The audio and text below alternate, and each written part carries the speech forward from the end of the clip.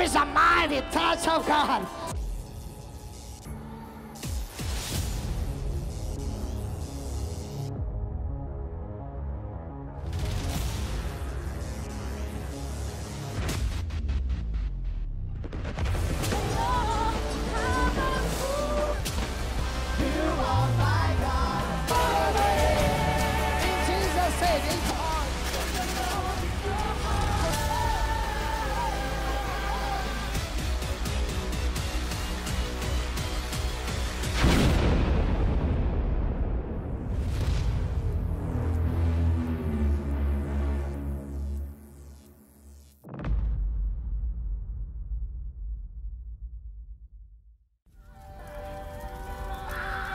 Gising Kabataan Live!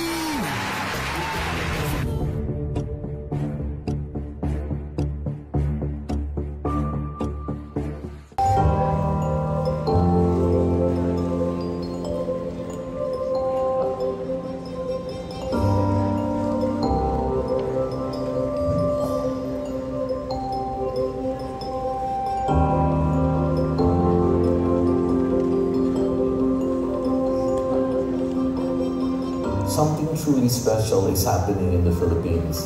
In the past few years, the prophets of God were drawn to the Philippines with a burning message in their hearts. It was revealed to them that in this small Christian nation in the East lies one of the most potent plans for the end times world evangelization. The exciting thing is that even though they came from different parts of the world, they brought with them the same divine message. God has revealed His plan, and the whole world awaits in anticipation at what the Filipino church will do. It is the mission call of the Almighty God to the Philippine church. Our day has come.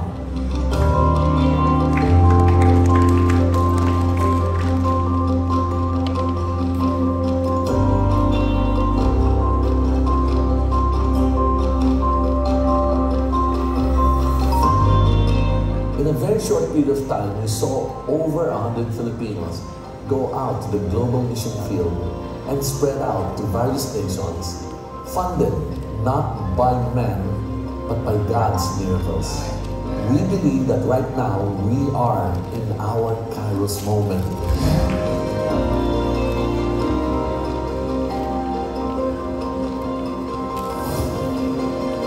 What we are witnessing can never ever be the work of man. This can only be attributed to an Almighty God who is continually prodding His people to move on and live out their destinies in life.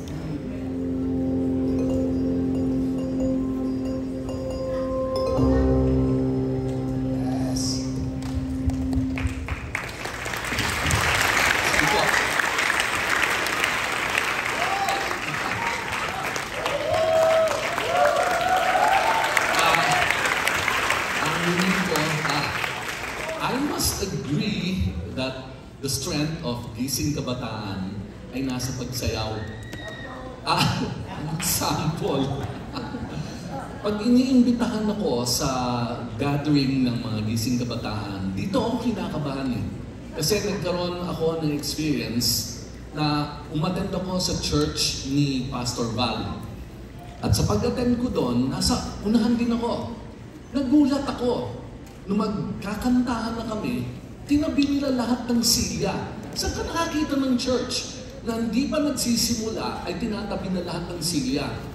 So medyo nagtataka ako, anong mangyayari? Anong misteryo to na tinatabi lahat ng silya? Tapos yung pala magsasayawan lahat. Ito ang problema ko kung bakit ako kinakabahan. Hindi dahil magpipreach ako. Kinakabahan ako dahil hindi ako sumasayaw talaga. Nangyari rin sa Cuneta Astrodome yun. Para akong poste na pinalilibutan ng lahat ng kabataan na nagtatalunan, ako pumapalagpak lang. Bakit? Kapatid, sinubukan ko. Honestly, sinubukan kong sumayaw.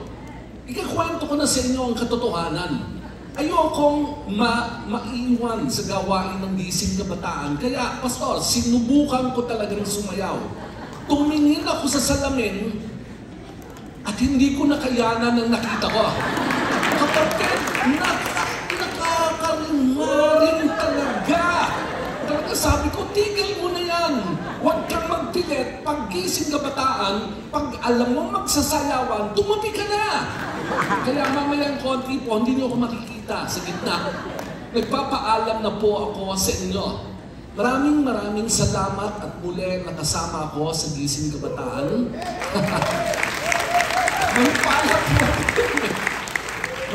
Maraming salamat talaga dahil I really look forward to times like this. Sabi nila, pag may edad ka na, kagaya ko po, I'm on a senior category, hindi ka na naiimbitahan sa mga youth gatherings.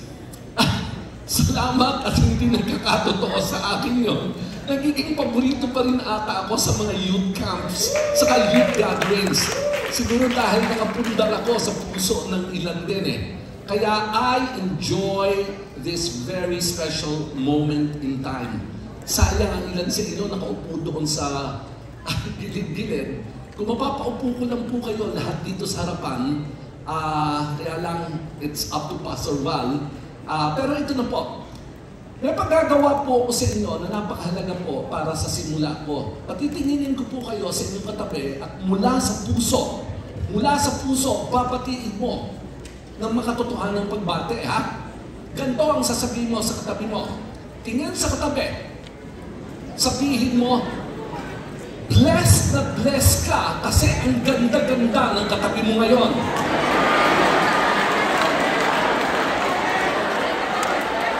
Mula sa puso. Yan. Yung mga pastor, hindi po tumingin sa katabi. Nahihiya. Tulungan natin ang mga pastor. Ganito, baguhin natin.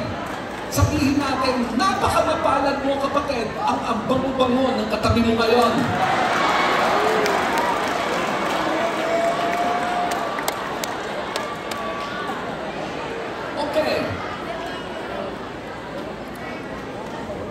Nung edad niyo po ako sa kolehiyo, nagkaroon po ako ng isang kaibigan na napagpala.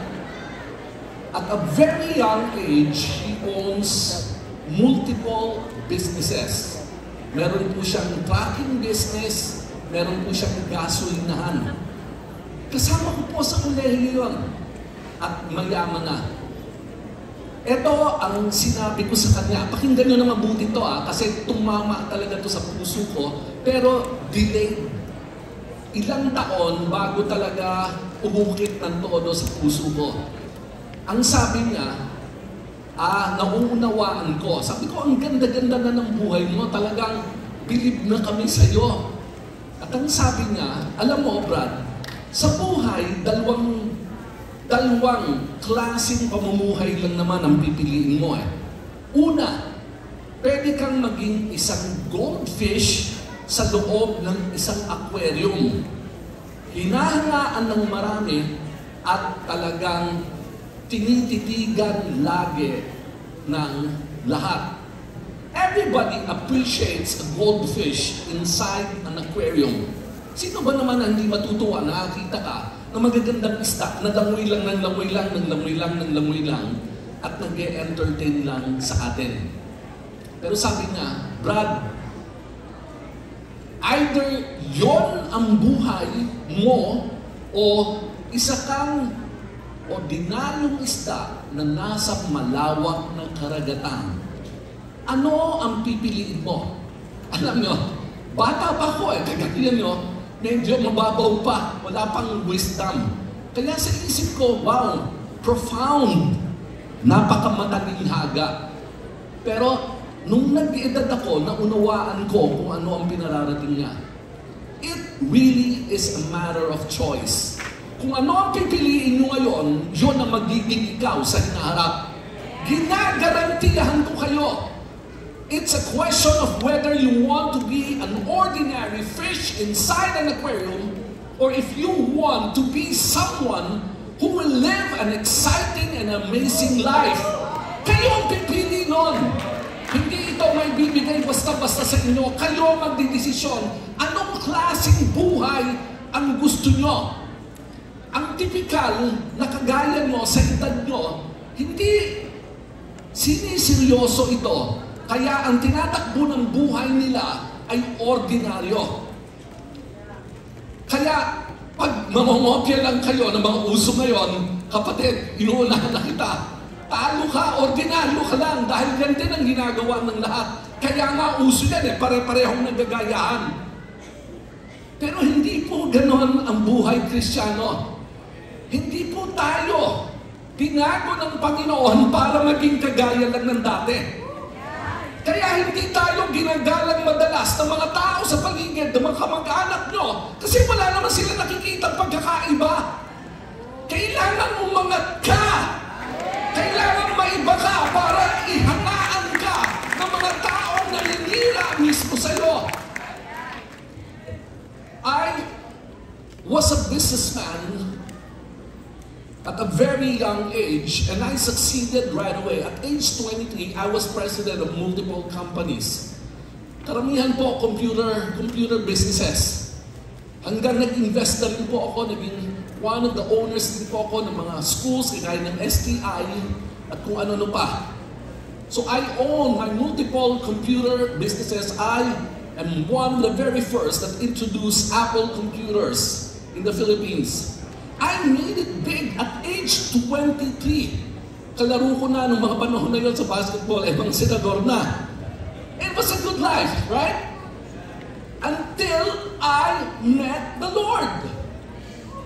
When I met the Lord, my life was completely transformed and my world was turned upside down.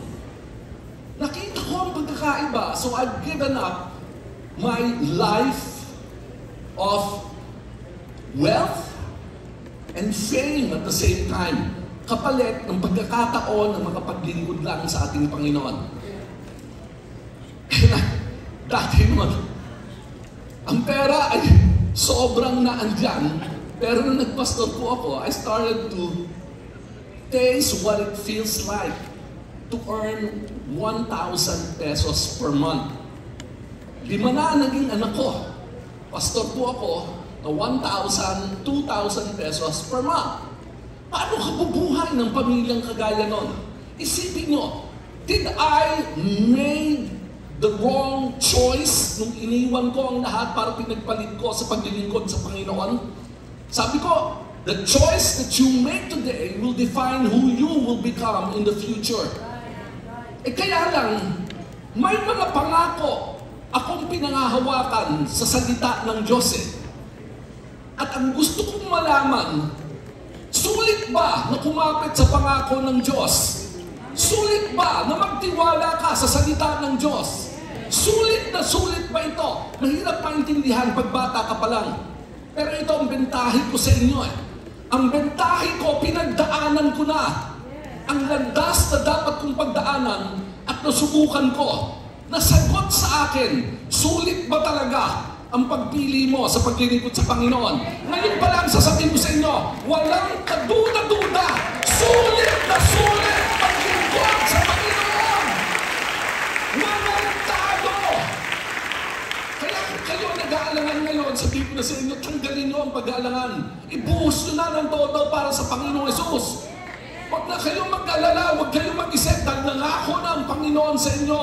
For I know the plans I have for you. Plans to prosper you and not to harm you. Plans to give you hope and a good future. Naririnig nyo ba yun sa puso nyo? You need to embrace this. And when you start to embrace this, you need to prepare for what God is about to do in your life. Because He will magnify Himself to anyone who puts their faith in Him. Lahat na nagtitiwala, iaangat ng Panginoon. Lahat. Kaya lang, sa bahagi nyo, meron kayong dapat maintindihan. Meron kayong dapat maunawaan na hindi ganun kasimple yon. Hindi kasi simple ito na maghihintay ka lang, iangat ako ng Panginoon. Hindi po. You will have to learn to embrace the words of God that instructs you on what to do that you may become successful and prosperous. Kailangan po maintindihan natin, napaka-importante talaga ng salita ng Panginoon. Dahil yan lang ang sigurado sa buong mundong ito. Heaven and earth will pass away, but my word shall never ever pass away.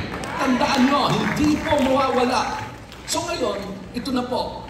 Nung naging Kristiyano na po ako, naging pastor ako, I suddenly experienced the complete opposite of what it was like when I was a businessman.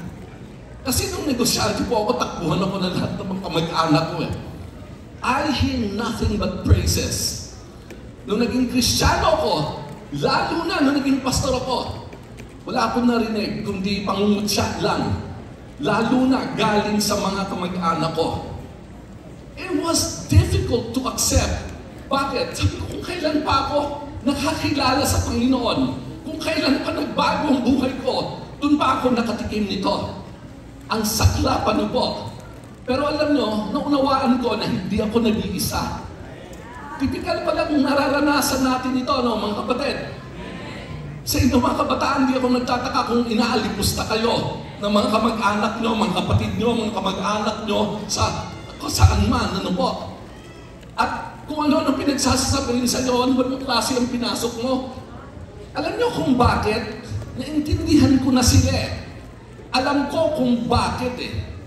Kasi hindi nila nakikita kung ano ang pinagmamalaki mo bilang isang Kristiyano. Sumisigaw tayo, mayaman kami! Mga anak kami ng hari! Pero pautang naman, na nakita nyo merong disconnect, may mali. Hindi tayo pwedeng ganon. Hindi tayo pwedeng nagmamalaki lagi ng pananampalataya natin. Pero sa mata ng mga tao sa paligid natin, ang baba naman ang tingin nila sa atin. Bakit? Eh kasi, paano kami maniniwala sa inaalok mo sa amin ay mukha kang pulubin? Kung minsan pinagmamalaki pa natin eh. But it doesn't help our faith. It doesn't help us in our plan to advance the gospel. It's hard. Kailangan po makita nila kung ano ang transforming power ng gospel, ng kapangyarihan ng Diyos para mabigyan tayo ng respeto ng mga tao. We could never glory in poverty. Hindi po pwede. That is not the design of God for us. Dadaan tayo, hindi ko inaalis ang katotohanan na idadaan tayo sa mga pagsusubok. Pero hindi tayo mananatili na naghihirap, nagdurusa, pagkat wala na tayong maipapakita. Wala na tayong masasabing may tagumpay sa Panginoon. May biyaya sa Panginoon. Hindi pwede yung ganon. Pag sinabi mong may biyaya at pinapagpala ang mga anak ng Diyos, talagang pinapagpala dapat. And that's when the gospel and your real life experiences align. So ngayon, Pastor, gusto ko yung sinasabi mo eh. Ayoko maging ordinaryong isda sa aquarium. I want to be one who will be different from the rest. I want to experience a Christianity that is not stale and boring. I want a Christianity that is full of life and an amazing experience. Ito ang gusto ko. Isang pananampalataya na buhay na buhay. Isang pananampalataya na malakas. Isang pananampalataya na pwede kong ipagmalaki. At ito ang kailangan nating lahat. Sabi ko nga, if you remain with the mindset na ganito talaga ang buhay ng Kristiyano, mananatili ka na andyan. And you must learn to do what God is commanding you to do. Paano tayo makakalabas dito? How can Christians who are still in an ordinary life existence move out of it? Paano po ang paglabas? Paano ang mga pastor na nananatili pa rin sa drama na kawawa ako dahil pastor ako? Pinagdaanan ko rin po yan. Natuto rin po ako doon sa storya ng mga pastor na nauso, na hindi ko akalain, sumpa pala. May nagstorya po sa akin, oh, pastor ka na pala ngayon. Dapat alam mo ang kwento ng pastor at kalabaw. Sabi ko, anong kwento ng pastor at kalabaw? Hindi mo alam yon. Lahat ng pastor dapat alam ito. Ito ang national story ng pastor. Ano nga yun? Yung pastor, lumapit sa kalabaw, binulungan ang kalabaw, at hinimatay ang kalabaw. Sabi ko, okay itong story ito ah. Bakit hinimatay yung kalabaw? Kasi ito ang ibinulong ng pastor. Kalabaw, alam mo ba kung magkano ang sweldo ko sa church? Nung narinig ng kalabaw kung magkano, sa sobrang awa, hindi na nakayanan, kaya hinimatay. Sabi ko, medyo sa mga pastor nakakatawa na po. But it's a story that clings on. It creates an image of what a pastor should look like and what Christians must accept in life. Na parang kawawa na lang lagi. So we become ordinary. We don't live up to the potential of Christianity. We don't recognize. Sabi nga na iba, wala naman kayo pinagkaiba sa lahat eh. Mukhang mas kawawa pa nga kayo kaysa sa iba. So why would I believe your message? Kasi ang mensahe natin is a message not just of hope, but a message that is full of victory in the Lord Jesus Christ. So kailangan mapakita natin, kapatid. And it's up to you. It all starts with the decision that you will make today. Sa decision nyo. At ang hamon ko sa inyo, let's go back to the Word. Tingnan natin, ano ang instruction manual? Kasi ang instruction manual, which happens to be the Word of God, na andito ang laman para matulungan tayo maunawaan kung ano ang dapat nating gawin. So, I realized that I love David, lalo na po sa mga youth conferences. Kasi, bata-bata pa talaga si David nung nangyari ang istorya niya. You're all familiar with David and Goliath, so I did not prepare any PowerPoint presentation anymore. Kasi kabisado nyo na yun eh. So ganito ang tinakbo noon. Nagkaroon ng panahon na nag-aaway na naman ang mga bansa. Kasi uso noon eh, Game of Thrones. Pag nagugutom na, manakot na lang tayo uli ng bagong bansa. Sila yung nagtanim, kunin na lang natin lahat ng tinanim nila. So, nanugod ang mga Filisteo sa mga Israelita.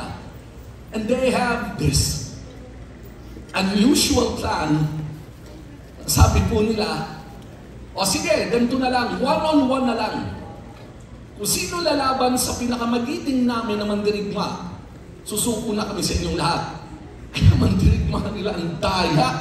Bakit? Ang pangalan, Goliath, champion warrior daw ng Philistines.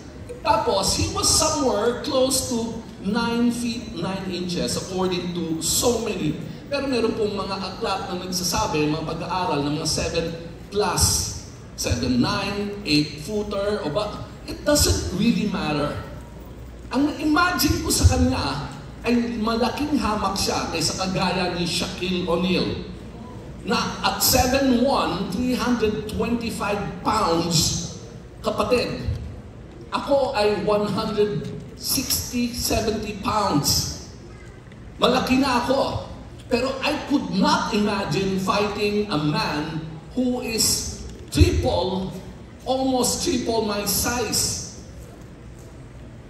More than double my size. So, doon lang, naunawaan ko, matatakot lahat. At ang tinakbo noon, for 40 days, nang babastos lang ang higante nito at naghahamon, naninindak at walang ginagawa ang lahat. Kundi, tumakbo lang palayo na kumakahog sa takot lang. Until David found himself hearing the voice of Goliath, na pagbutusan lang siya na magdala ng baon sa mga kapatid niya. The estimate of a lot of studies of the age of David is he was about your age, mga 16 years old, 17 years old. Dumating siya doon at narinig nga at dito na sumilakbo ang puso niya at sabi nga, kung walang lalaban dito, ako na lang. And that really opened the door for greatness in a man. Mula sa pagiging ordinaryo, kita natin kung paano umangat kaagad ang isang mananampalataya dahil ginamit niya kung ano ang tinuturo ng Panginoon sa atin. All along,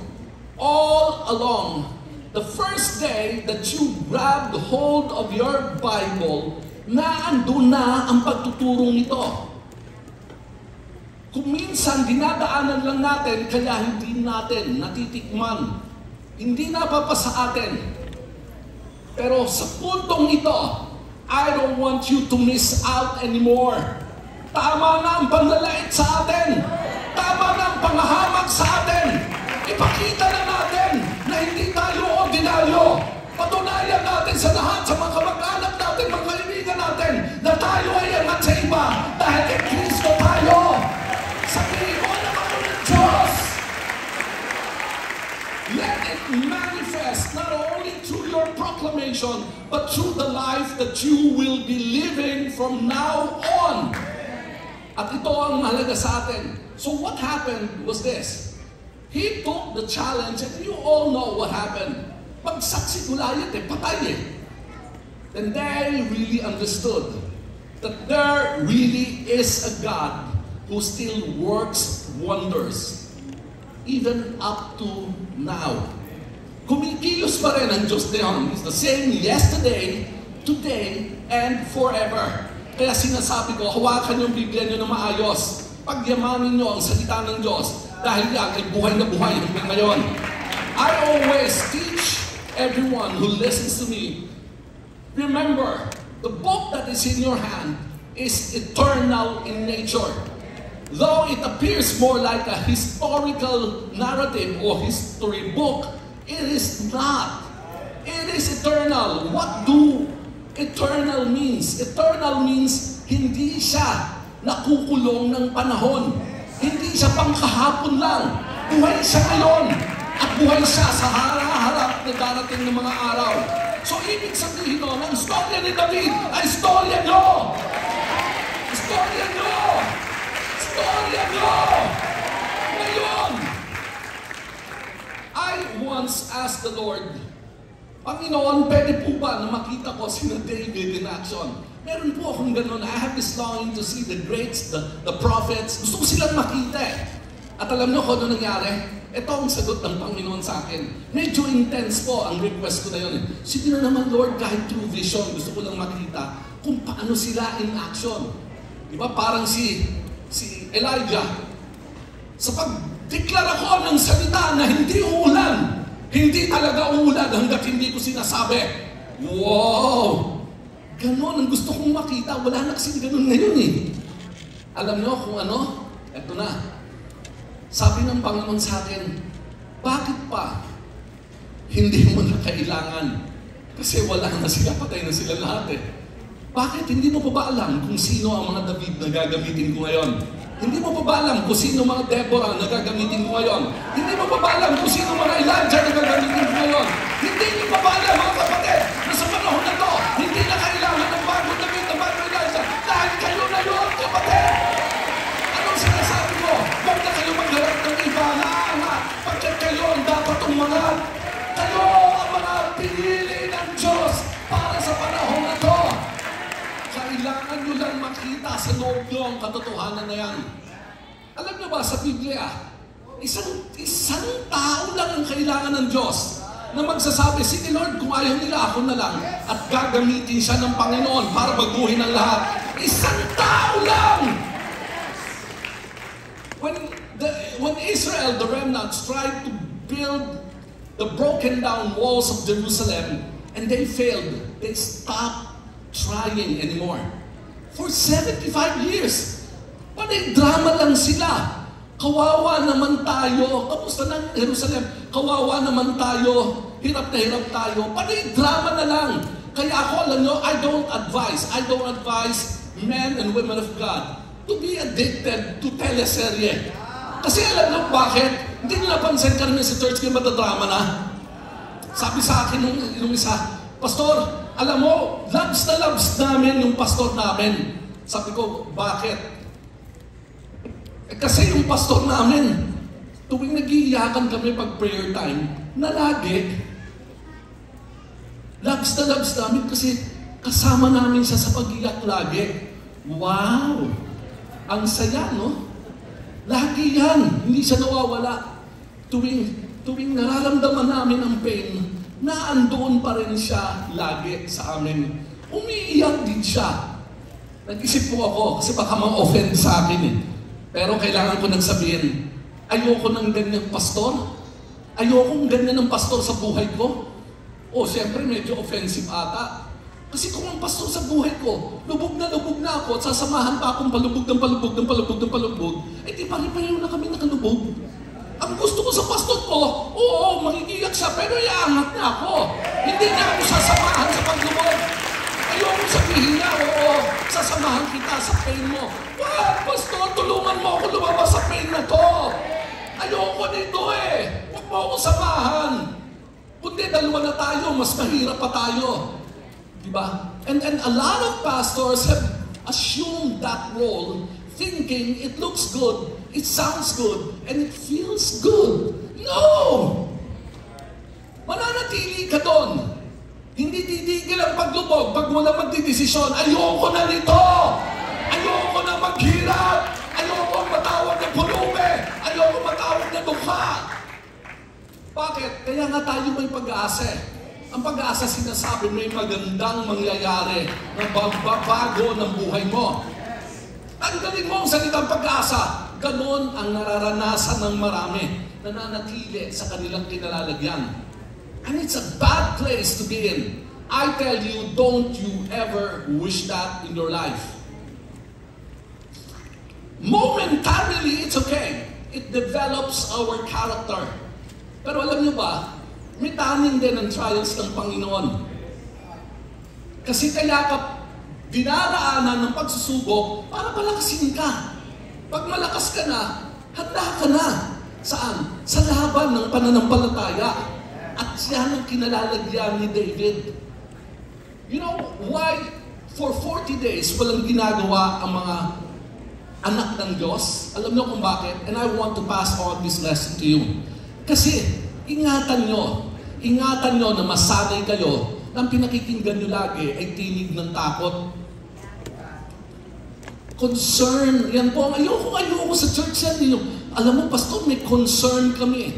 Naku, alam ko na kung sa tatakbo yung concern na yan eh. Diba, nasa drama yan at nasa chismis yan eh. Pero ang totoo mga kapatid dito you need to learn to listen to the voice of faith. Pag nakikinig ka sa takot, wala kang kwenta. Mararamdaman mong totoo sa yun.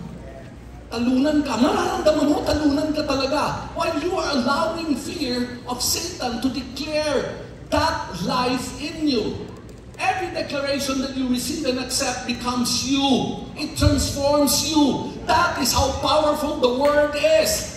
Not just the Word of God, even the Word of the devil could actually destroy you. Kaya nga po ang tawag sa buhay ng tao, dalawa lang ang pagpipilian mo. You could either be under a curse or under a blessing. These are all words. Sinumpaan ka, pangit ka, at kahit maganda ka na, tingin mo sa salamin, pangit pa rin. One of the famous singers in our time, si Karen Carpenter, she was beautiful. She was admired by so many. At alam niyo kung anong kwento sa kanya? Namatay siya dahil sa anorexia. Hindi siya kumakain. Bakit? Tuwing tumitingin siya sa salamin, ang nakikita niya, ang taba-taba ko naman. Kalansay na siya, ang taba pa rin niya. At alam niyo kung bakit?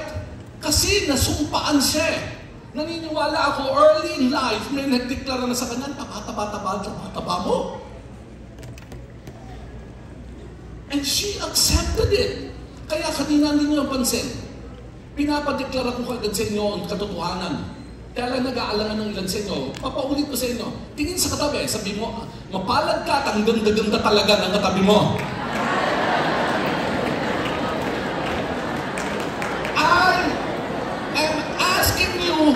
To destroy any form of curse. Matapos din kaya ng Diyos ang lahat, tinignan niya at anong sabi ng salita ng Diyos? Natuwa siya Dahil ang ganda ng pagkalikha niya. Kaya sabihin mo, kayo, sa mga katabi nyo, kahit pala ganyan ang itsura mo, ang ganda-ganda mo pa rin pala. Sabihin mo, kahit pala ganyan ang kulay mo, huwag ka nang mag-glutathione. Ang gandang-ganda mo na rin. Oh. Kahit na anong hubog ng katawan mo, isigaw mo, ang ganda ko! Bakit? Bakit? Eh kasi, ang Diyos ang nagsabi. Kailangan yung tanggapin ito. It's a matter of who you wanted to become.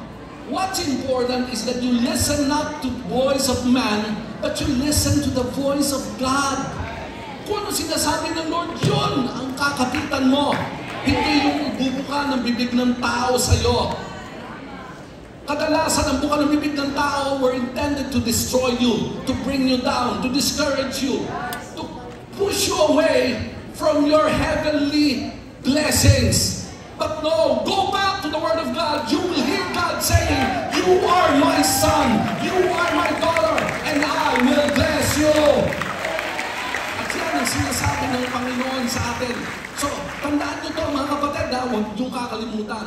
Listen not to the voice of fear, but the voice of faith. The voice of fear, tingnan nyo yung mga naandun ba't ordinaryo sa time ni Goliath. Ilang libong lalaki na andun. Alam nyo, masusurpresa kayo eh. Alam nyo ba kung sino si Goliath? And this is how David looks at situations. Ang mga naroon, nakikita nila higante lang, problema lang. Mapapatay lang tayo niyan, talo tayo dyan. Alam mo ko, David, nagtanong siya, ano bang meron? Kung sinong lalaban sa kanya, limpak-limpak na pagpapalang sa lapi. Tax exempt pa. Wow! Mataas na katungkulan pa sa palasyo. Mula sa pagpapastol mo, magiging general ka pa. At ito na, pumili ka sa magagandang anak ng hari. Ibibigay na sa'yo.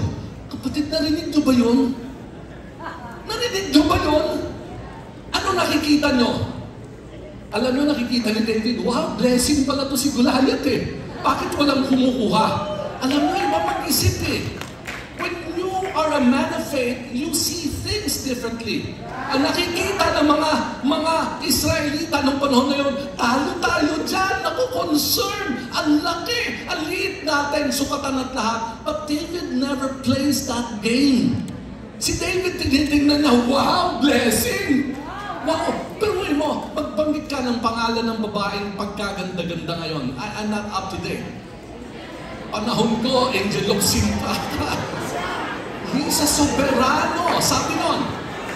Ikaw, sumigaw ka ng Lisa Soberano, ha? Kaya mo bang ipaglaban? Ayan na tumitiklop na. Ano ba yan? Pagpapala na, titiklop ka ba? Pagkat ang pagpapala na yun, kaya mo nakikita, sa'yo ay bibigay. Nakuha nyo ba to? Kaya nagtakot tayo eh, hindi para sa akin yan. Hindi para sa amin yan, kasi ganito lang ako eh. Ang tawag ko po dyan na ng tinig ng takot na nagpapanggap, na concern. Ako tinuturo ko pa paulit-ulit, sabi nila, broken record, paulit-ulit. Alam nyo, sa taon na to, nakaraang taon, lagi ko pong sinasabi, ano kaya kung hindi na tayo matutong magbigay ng excuse at hindi tayo magdududa? Ano kaya mangyayari sa buhay natin? Wow! Panalo tayo, wala tayong talo. Kaya lagi ko pong bibigito, no ifs, no buts. Wala nang if. Kung sakali kasi kung ganito lang ako, kung nakapag-aaral lang ako ng ganito, kung pinanganak lang ako sa mayaman na pamilya, kung ganito lang sana itsura ko, kung ganito, talo ka na! Doon pa lang, talo ka na! Pag natuto ka magbigay ng excuse, talo ka na! Ang buhay Kristiyano, walang excuse. Walang duda. Ang buhay Kristiyano, abante lang. So, alin po, why do David seemingly ignored how big Goliath is. Alam nyo, natutunan ko na rin to eh. But not right away. Natuto akong tumingin sa hamon base sa kung ano, hindi kung ano ang laki ng hamon, kundi kung ano ang laki ng Diyos ko laban sa hamon na yon. Nakuha nyo ba? Sinusukat ko ang sitwasyon base sa laki ng Diyos ko, hindi sa laki ng problema ko. Lagi, tandaan nyo, kahit ganun kalaki ang problema mo, mas malaki pa rin ang Diyos mo. Kaya walang dahilan para umatras, walang dahilan para matakot. Mas malaki ang Diyos natin! Walang tayong-tago! I've been in the ministry for a long time. Sabi nga nila, Pastor, mag-retire ka na. Well, hindi po ako naniniwala doon eh. Pero ito po ang totoo. Hindi na po ako nag-preach mula dito. Hugot ko na to dito. Naririnig nyo sa akin, hugot dito. Pinagdaanan ko. Ulit-ulit nakita ko ang style ng Panginoon natin. At sigurado ko, sino man sa inyo magtitiwala, hindi mabibigo.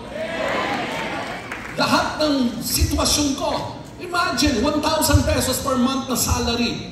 Umabot na ako sa 5 anak. Umakit naman ang sweldo ko ng 5,000 na. 5 ng anak. Taga Makati pa ako. Naghamon ang mga anak ko, huwag mo naman kami lagay sa public school. Sa Lasal. Kahit paano ko i-compute? 5 anak ko, papalasal ko. Tapos na po silang lahat ngayon. Nasa Amerika na po. Pabalik-balik ng mga anak ko rin. Could you imagine? I could share you this simply to tell you, when I got nothing, I decided I will put all my trust in God. Sulit ba? Kapatid, sulit na sulit. Kaya lang ang pagtitiwala na naghihintay lang, nagtataka, ba't wala ka rin nangyayari? Kapatid, remember the story of David. The rest of the stories are no different from the story of David against Goliath. He really confronted the challenge of the time. Hindi po siya yung nagtatago, kagaya ng mga mananampalataya. Marami pong mananampalataya ang nasisindak at tumitiklop at nagsasabi, kasi wala naman kami talagang church namin, wala rin naman talagang pere at lahat-lahat. Ang church namin, kami naman talagang wala rin naman kaming biyaya na masasabi para magamit namin. And you now find yourself cringing in fear and thinking that there's nothing that you can do. But men and women of God don't rely on what they have. They simply rely on who God is and what God's promises are. Sabi ko sinasabi, I've been sending missionaries to more than 80 countries. Ngayon po, by next month, magpapadala ko ng 18 papunta ng Canada. I just sent 20 to Germany, to France, at lahat-lahat. At regular ko pong ginagawa to. You could ask Pastor Val about this. I sent missionaries by the thousands now. Mga Pilipino, anong profile ng missionaries mo? Tanong mo kay Pastor Val. Lahat po sila, Pastor, wala kaming pera. Ningiti lang ako, pasado pa dito. Sama-sama tayo. Itong muli, nagpa-conference ako sa Singapore. 350 flew out of our airport to join me in the conference. 2 punong aeroplano yun.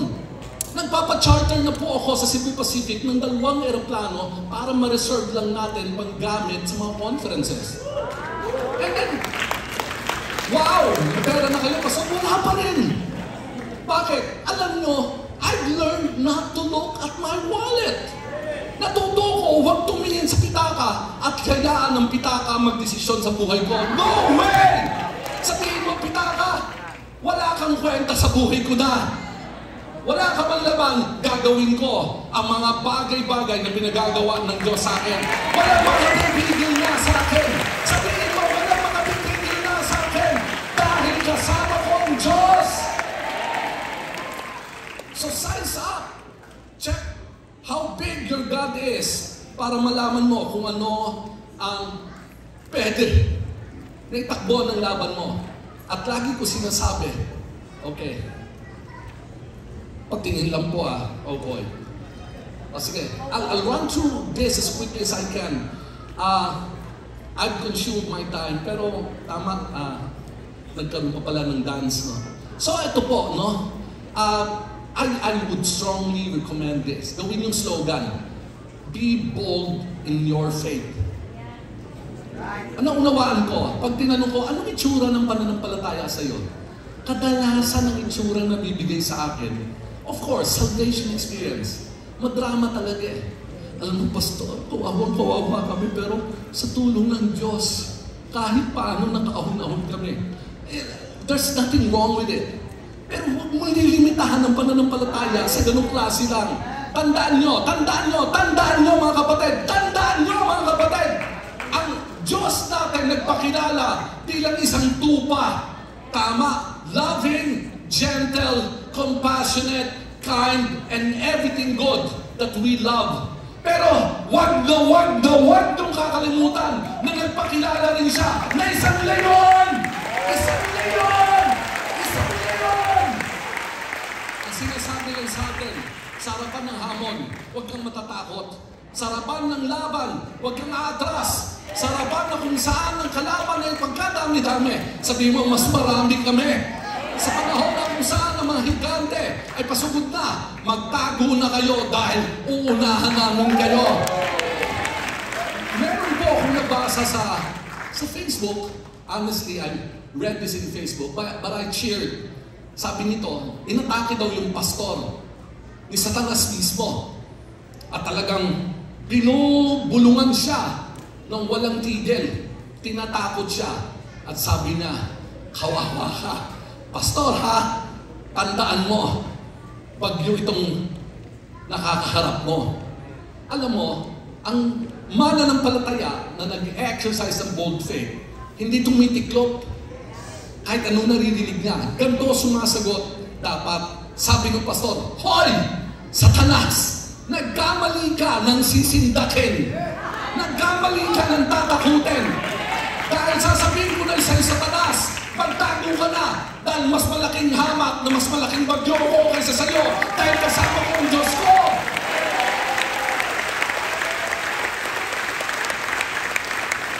Si Satanas, alam nyo, ito po natutunan ko na to sa pagtanda kong ito. Wala panay-paninindak lang ang kaaway natin. Bumibigay tayo kaya nagtatagumpay siya. Pero pag nakatanggap siya ng hindi niya masisindak, umaatras na siya. Walang pangil ang dyablo.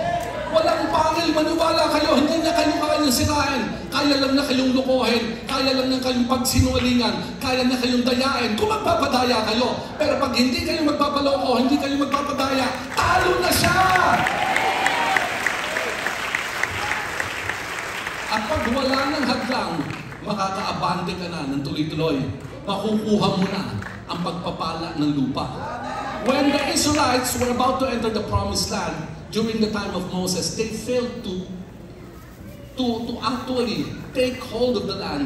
Dahil 10 doon sa 12 pinadala, naunahan ng takot nasindak ng kaaway. Alam niyo kung paano? Binulungan lang eh. Naku, may mga higante, patayin na kayo dyan. Naku, may mga higante, wala na. Pinapunta pa naman kayo dito para dito lang pala kayo ilibing. Naniwala sila. Na nakuha nyo, wala namang nangyayari, naniwala sila. Except for Joshua and Caleb. Sabi, hindi, huwag kayong makinig. Atin yan, pinangako ng Diyos sa atin yan eh. Kaya lang di sila nakinig. They listened to the voice of fear, so they failed big time. Why? Because when you listen to anything, you embrace it in your life.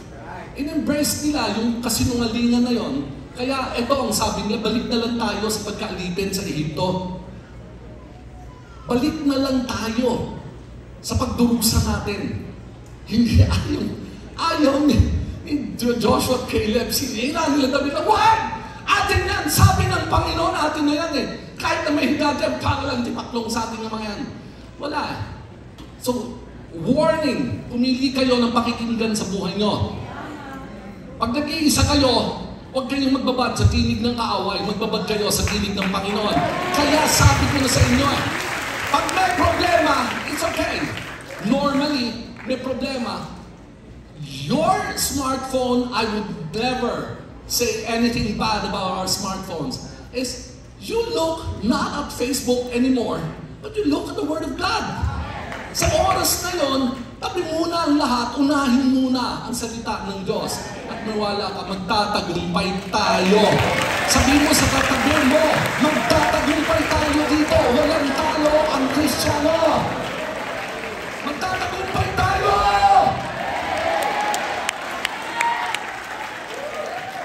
Be bold in your faith. Lumabang po kayo and be zealous for God.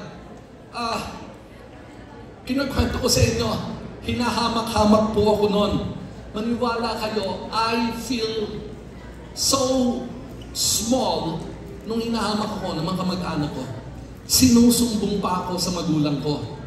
Nasa Amerika, mga magulang ko, maawa ka naman sa mga anak mo, tingnan mo, pulubig-pulubi. Talagang masakit yung mga sinasabi sa akin.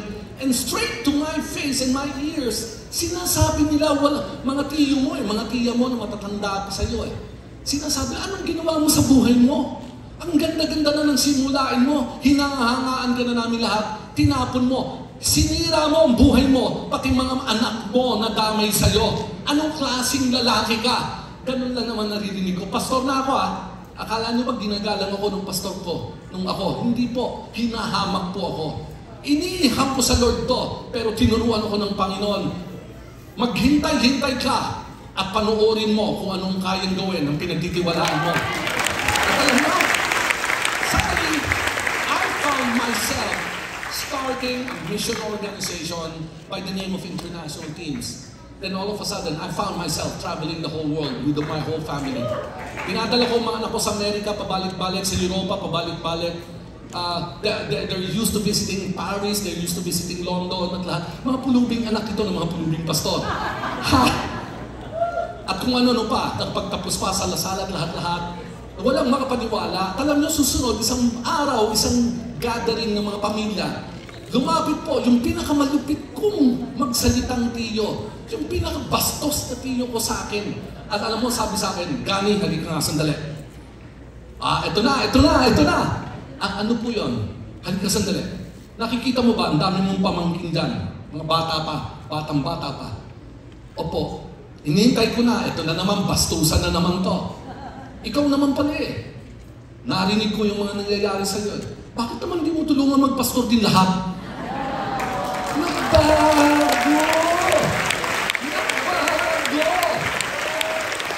Bago pumanaw ang magulang ko, rinig na rinig ko, sa bibig ng nanay ko, pinagmamalaki ka namin ng todo-todo. Walang bukang bibig ang tatay mo, kundi ikaw. Lagi na lang, nag-aano daw sila, nagpupustahan, pitikan ata sa tenga. Nasa ang bansa na ang anak natin?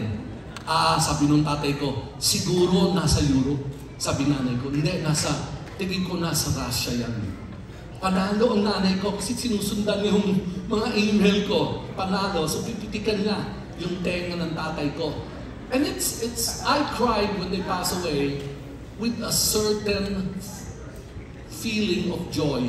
Na bago sila pumanaw, nakita na nila kung ano ang pinagsukuan ko ng buhay ko.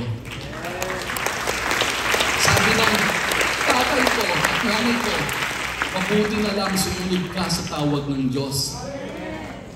Kitang-kita namin ang kapangyarihan ng Diyos sa buhay mo. That's right.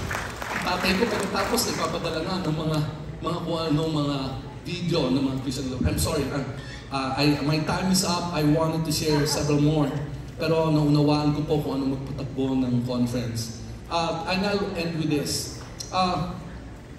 I don't want you to remain ordinary. Isa lang ang trust nito Sa tandaan nyo, hindi tayo naging Kristiyano para maging ordinaryo lang. We were designed to really rise up above everybody else. We were designed to showcase the glory of God. Disenyo ito. Huwag kayong gagaya doon sa panahon ni David na nangangatog lang sa takot ang lahat. Be like David. Tingin sa katabi, sabi mo, be like David. Use your God-given faith to win the battles in life. Tapos ito na po, itong hamon ko sa inyo. I really am sending missionaries, Filipino missionaries, without any criteria, walang educational background, walang itsura, walang economic background. I don't care about those things. Sabihin mo lang sa akin, you want to take on the challenge of faith. Samahan ko kayo. Sama-sama tayo. Tatanungin ko lang kayo. Handa ba kayo na kung sakali maniwala na pwede kayong padala ng Panginoon sa iba't ibang bansa? I conclude. Kasi missions ko pala ako. Nawala sa isip ko na missions challenge pala ako. Okay. Talaga bang matapos yung marinig ang mensahe, handa na kayo? No ifs, no buts. Wala nang takot, wala nang dahilan, wala nang pagdududa. Aabante, lilipad kayo, kagaya ng agila. Kasi pagkamunin ko kayo. Pagkamunin ko kayo. Nagpupuntahan po marami sa amin sa Amerika at Canada. Handa ba kayong maniwala na makakapunta rin kayo doon? Sige nga, sumigaw ka na malakas na amen ang pupunta doon sa mga bansang yun. Hamunin ko kayo. Meron kaming conference sa Europe. Handa ba kayong pumunta sa Germany, sa France at sa Spain? Todo nga kung talagang handa kayong maniwala. Ito na. Kung totoo ang pananampalataya nyo at alam nyo walang mapipigil sa iyo, handa ba kayong sumama sa amin sa Iraq at Afghanistan? Amen? Pasado kayo. Madalas tumatahimik eh. Pasado na kayo. O sige, tingin sa inyo katabi. Tama si Pastor, pang Iraq ka talaga. Pang Afghanistan ka talaga.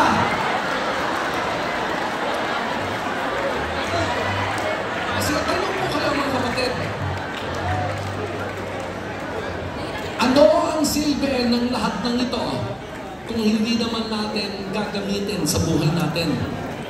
Ano ang silbi ng lahat ng amen natin kung di naman natin matitikman?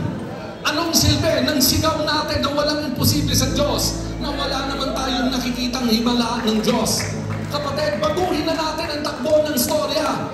Baguhin na natin ang takbo! Sa inyo, simula ngayon, ang narinig ko, may kasunod ng pagkabalde ng pananampalataya. Simula ngayon, pag sinabi ko walang imposible, wala talagang imposible! Sabi ko sa kapatid ko, agila ka! Agila tayo! Kapatid, pakinggan nyo naman po ito. This is so significant.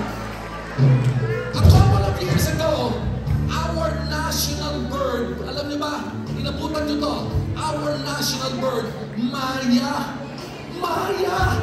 Gusto ng gobyerno siguro maging isip, buhay, tukang Maya tayo. Mabuti na lang may nag-isip, hindi tayo Maya!